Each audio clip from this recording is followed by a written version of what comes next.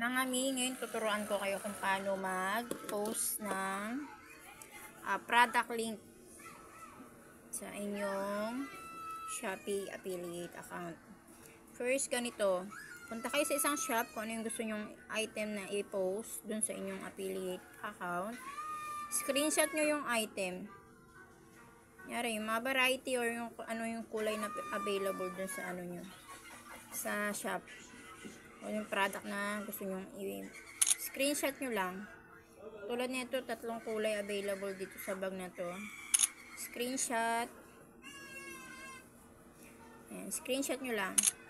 Tapos, pag na-screenshot nyo na siya, balik kayo dito sa harap ng shop. Etong parang arrow na to, click nyo yan. Yan, pag click nyo, lalabas to. I-copy link nyo lang yung product link. Okay, na-copy na. Tapos, punta tayo ulit dito sa ang tawag dito, sa home screen. Dito makikita nyo yung video. Click nyo yung video. Ayan. May mga video dyan sa Shopee. Parang yung aga ng araw. Hanap kayo ng sound na gusto nyo i-add dun sa inyong product. Ginawa kundi magpapudo na lang dito. Product link. Hanap kayo ng ano, kung anong gusto nyo sound kung pwedeng gamitin. Kung ayaw nyo naman gumamit ng sounds na to, pwede kayo pumunta dito sa ayan, sa mga templates nila. Ayan. Dito sa ilalim may templates. Ayan. Click nyo tong templates. Ayan. Lalabas na yung mga template ni Shopee. Shopee video. O, eto kunyari, ito gusto nyo. Ayan. Pwede maglagay yan hanggang 7 photos, diba? Click nyo tong use. Ayan. Yung use. Tapos, yung na-screenshot nyo na photos, ayan. Click nyo lang sila. Tapos, click nyo yung next. Ayan na yung photos nyo, diba? Saka yung sounds na gagamitin yung templates.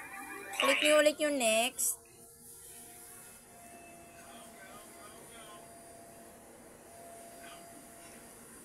Wait lang, medyo matagal kasi pag templates talaga eh.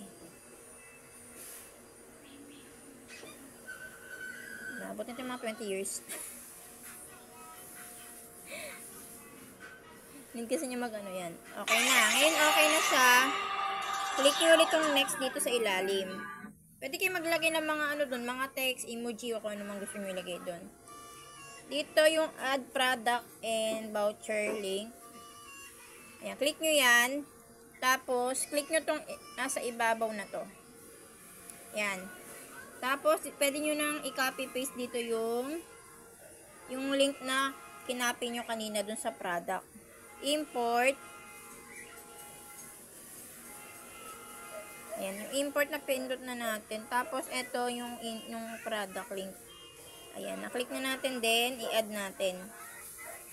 O, ayan na. Pwede kayo maglagay dito ng caption, kung anong gusto nyo caption dyan.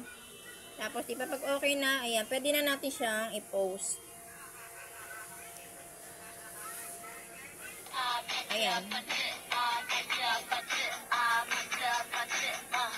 Nakapost na siya dun sa ating ang tawag dito sa ating shop. Isa kasi lumilito, minsan hindi naman. Ayan. Click nyo yung shop nyo para makita nyo kung naka-post na siya dito. Ayan. Nasa ilalim ng profile yung mga videos na ginagawa. Ayan. Tapos dito sa post.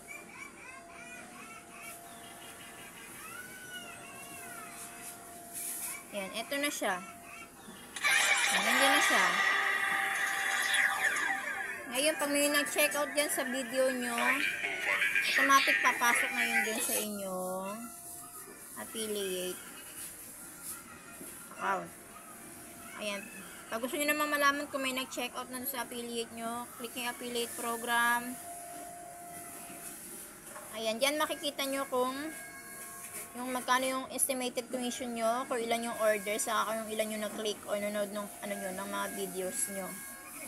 Ayan. Dito naman sa ibaba, makikita nyo yung conversation. Ayan. Yung conversation yan. Yan mga nag-check out ng inyong mga video product link na pinost. Ayan. Tapos dito naman sa income, ayan. Diyan yung total ng income nyo. Tapos yung mga, kung saan may mga nag-checkout, kung doon sa social media, sa Facebook, ayan, sa Shopee Video, or sa Shopee Live. Ayan. Dito naman sa pending, ayan yung mga kinita nyo ng mga nakaraang linggo. Pag naka-pending, ibig sabihin di pa yan bayad. Weekly naman galing pa na ng sasahurin ko ngayon, 113 lang.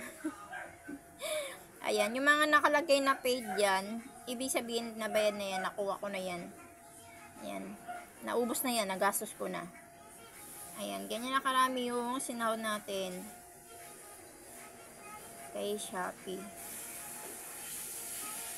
Ayan, ito yung total ng kabuuan. Total o kabuuan yung aking mga naging commission kay Shopee. Okay, yun lang. Kaya kung ako sa inyo, mag-affiliate na kayo. Ayan. Ito yung account ko. Sana may natutunan kayo kung paano mag-post ng product link sa inyong mga Shopee affiliate account. Thank you mga B.